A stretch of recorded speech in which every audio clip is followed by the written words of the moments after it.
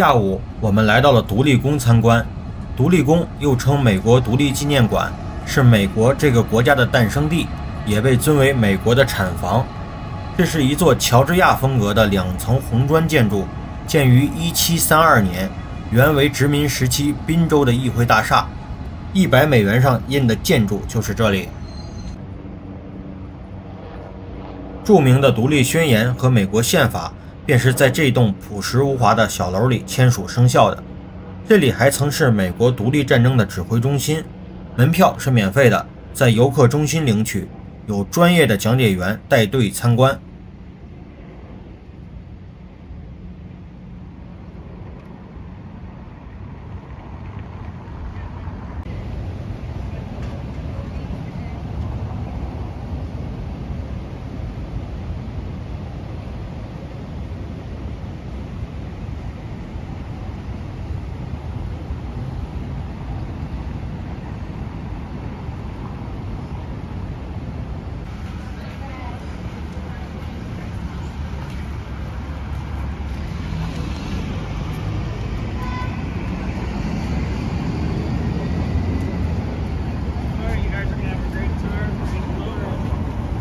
进门后，右手边的会议大厅就是独立宣言和美国宪法的签署地。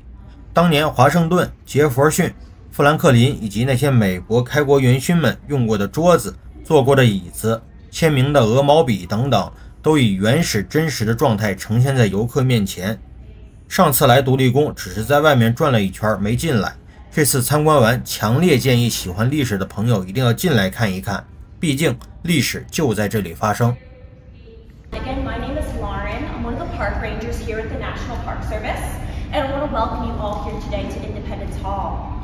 We're going to be starting out here in what was the courtroom of the Pennsylvania State House. Then we'll be heading right across the hall to the room you all came to see today, the Assembly Room, where the Declaration of Independence is adopted and signed by our Second Continental Congress. Now, many folks are a little curious when they step inside Independence Hall and they see a courtroom in here. Well, this building, the Pennsylvania State House, already had a pretty rich history before the Second Continental Congress comes knocking in 1775, needing a place to meet. William Penn had founded his colony of Pennsylvania all the way back in the 1680s. But for the first 50 years of Pennsylvania's existence, its government had no official place to meet. Members of the Pennsylvania Colonial Assembly, they would simply rent out any privately owned taverns or homes or any other buildings they could possibly find here in the city of Philadelphia. It was not until the year 1732, the same year George Washington is born, that construction begins on our State House, which of course we know today as Independence Hall. So if you were a member of the Colonial Assembly, the legislative branch that made the laws, well, you met just across the hall there in the Assembly Room. If you are a colonial governor of Pennsylvania, you had your office right upstairs on the 2nd floor. And if you're a judge, this is going to be your courtroom. So you can see all 3 branches of government all commingling right here in our State House. Now folks, why do we start out in the courtroom for our tour? Well, it's all because of one original item in this courtroom, and that is what is hanging up on the wall behind me here. The coat of arms of the Commonwealth of Pennsylvania. But had you walked into this courtroom on the morning of July 8th, 1776, that is not what you would have seen hanging up on the wall there. No, instead, you would have seen the royal coat of arms of King George III.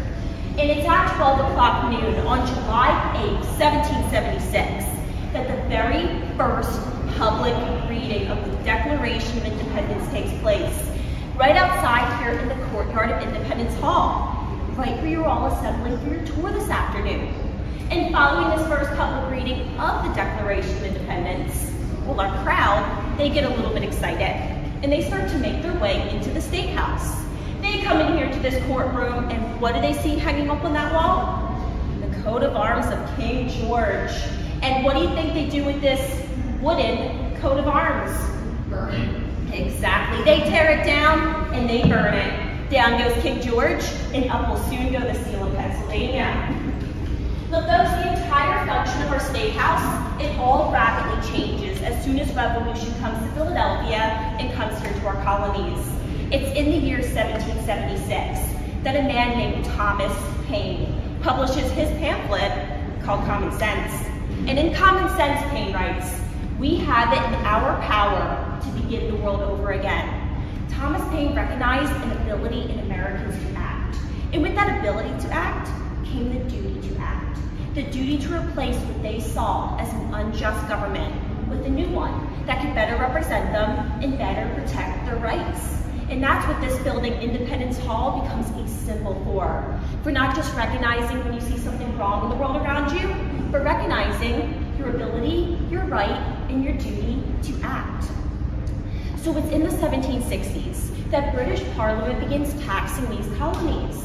And no one really expects that American colonists are going to respond with boycotts, riots, and rebellion, setting off a decade-long fight in which Parliament tries to assert its right to tax these colonies, while the colonists fire back, no taxation without representation. When a rowdy crowd up in Boston dumps 90,000 pounds of tea into Boston Harbor, well, Parliament responds with the passage of the so-called intolerable acts, acts that these colonists view as direct violations of their rights. So in response, delegates from all around our colonies gathered in Philadelphia in 1774 to discuss their grievances. They meet just one block down the road from here at Carpenter's Hall, and they call for a boycott of all British goods. We know this today as the First Continental Congress. Now, not much is accomplished at this first Congress, but our delegates do depart Philadelphia with a promise that if relations between Great Britain and these colonies do not improve, they promise that they will all gather back here in Philadelphia the following spring, 1775, for a second Continental Congress. And everyone, as we know, relations between Great Britain and these colonies most certainly do not improve. So folks, it's right across the hall in the assembly room. That is where our second Continental Congress convenes and where our delegates start to recognize their duty to act in breaking away from Great Britain and creating the United States. So what do you say? You ready to go see the birthplace of the United States? Excellent. Turn around, head straight on in. I will meet you there. For the president of the Second Continental Congress, John Hancock himself will sit right up there. So everyone, it is on May 10th, 1775, that our Second Continental Congress convenes right here in our assembly room. And what's on the minds of these men as they take their seats? Well, no doubt, two little towns up north in Massachusetts, Lexington and Concord, the very first battles of the Revolutionary War, where the king's troops and colonial militiamen fire upon one another. What had started out as simple protest against taxes has quickly escalated into full-blown war.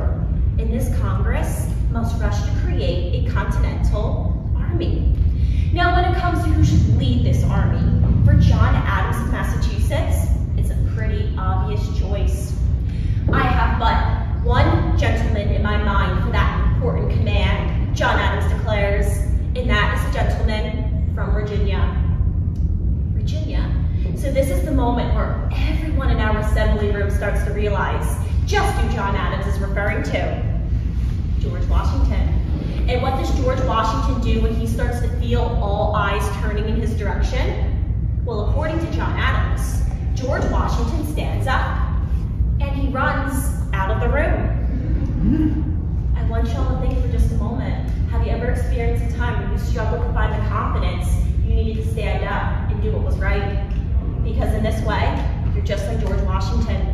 George Washington initially struggles to find the confidence he needs to step up and take on this role as Commander-in-Chief of our Continental Army.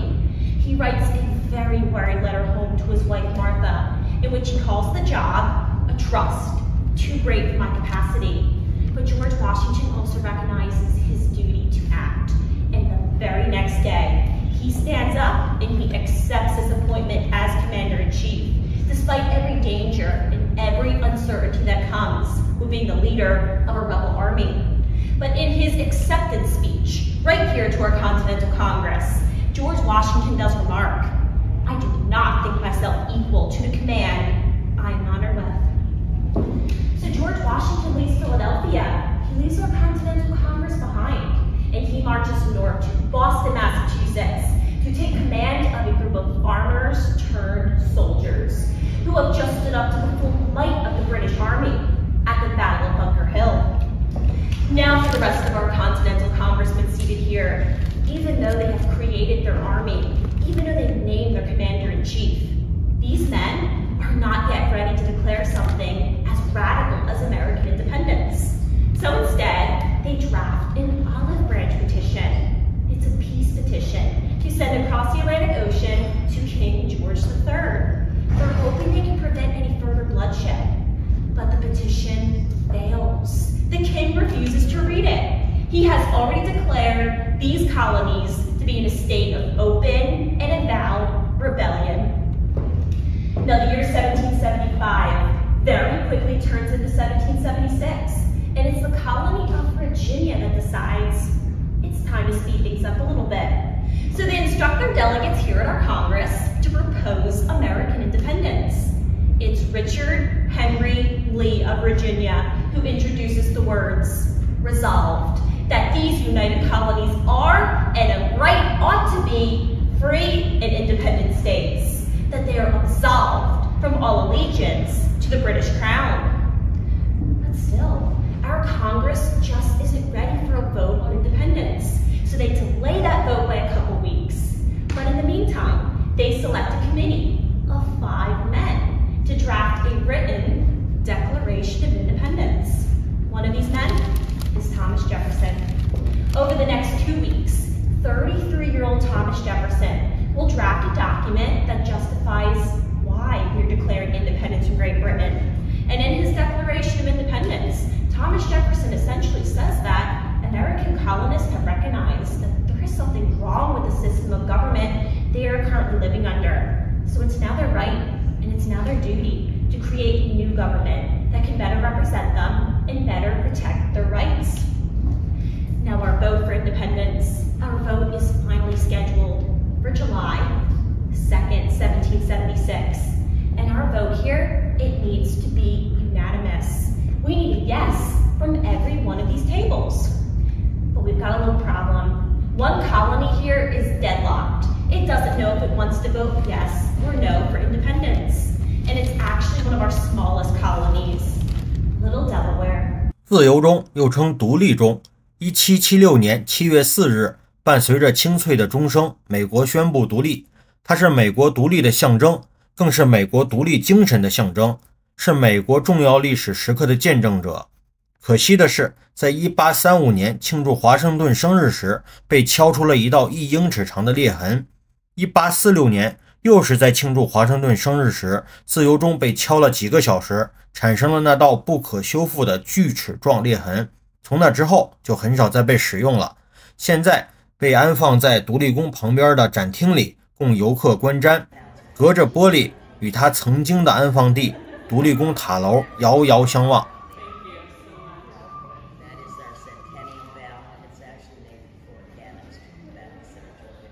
We don't know when that happened. We know when the repair was made, January 1846. The fatal crack happened February 23rd about noon, 1846. It goes from here around.